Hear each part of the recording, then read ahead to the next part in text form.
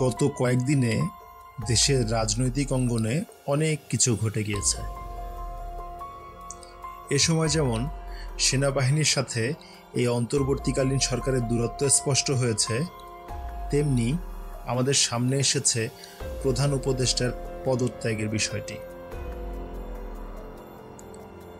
যদিও পরবর্তীতে উপদেষ্টাদের মিটিংয়ের পর জানা গিয়েছে পদত্যাগের বিষয়টি নাকি ঠিক নয়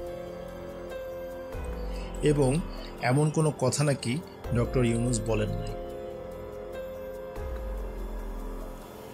এর পরের দিন আমরা দেখলাম বিএনপি, জামায়াত এবং এনসিপির সাথে বৈঠক করেছিলেন প্রধান উপদেষ্টা ডক্টর ইউনূস। গতকাল আবার ২০ দলের নেতাদের সাথেও বৈঠক করতে দেখেছি আমরা, যেখানে এমন কিছু দল ছিল যারা এক ব্যক্তিকেন্দ্রিক দল। কিন্তু এর মাঝেই একটি বড় ঘটনা ঘটে গিয়েছে। গতকাল বিকেল ৫টায় বাংলাদেশের প্রধান বিচারপতি ডক্টর সৈয়দ রেফাত আহমেদের সাথে প্রধান উপদেষ্টা ডক্টর মোহাম্মদ ইউনূস তার নিজ বাসভবন যমুনায় এক জরুরি বৈঠক করেন। এত বড় একটা ঘটনা কিন্তু কোনো মিডিয়াতে সেভাবে আলোচিত হয়নি।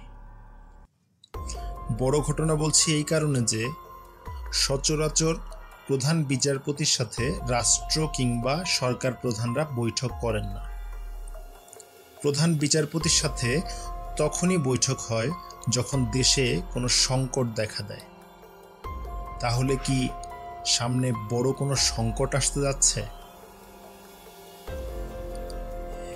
এর আগে সেনাবাহিনীর জনসংযোগ পরিদপ্তর থেকে যে ৬২৬ জনের নামের তালিকা এসেছিল, সেখানে আমরা দেখতে পেয়েছি সাবেক প্রধান বিচারপতি ওবায়দুল হাসানের নাম রয়েছে।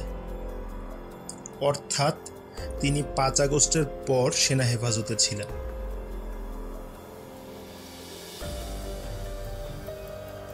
কিন্তু এই সরকার গঠিত হয়েছে সংবিধানের ১০৬ অনুচ্ছেদের সুপ্রিম কোর্টের রেফারেন্সের মাধ্যমে।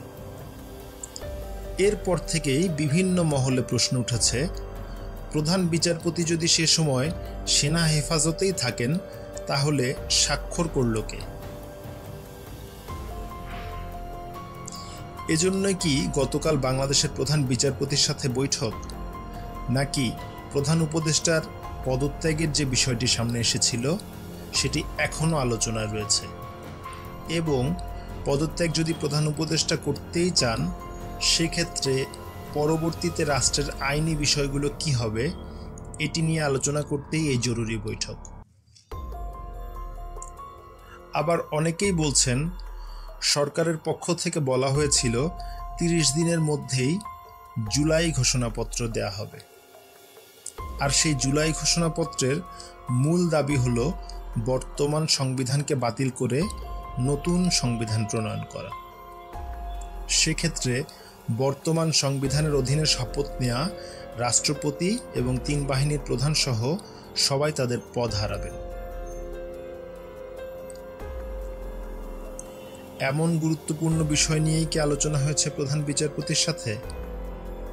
প্রশ্ন অনেকগুলো, তবে এই বৈঠককে কোনোভাবেই ছোট করে দেখার কোনো সুযোগ নেই। প্রধান বিচারপতির সাথে হুট করে আধা ঘন্টার বেশি সময় ধরে বৈঠক, এটা কোনো সাধারণ বিষয় নয়। দর্শক, আপনি কি মনে করছেন, কেন হতে পারে এমন বৈঠক? আপনার মূল্যবান মতামত জানিয়ে লিখতে পারেন আমাদের কমেন্ট বক্সে।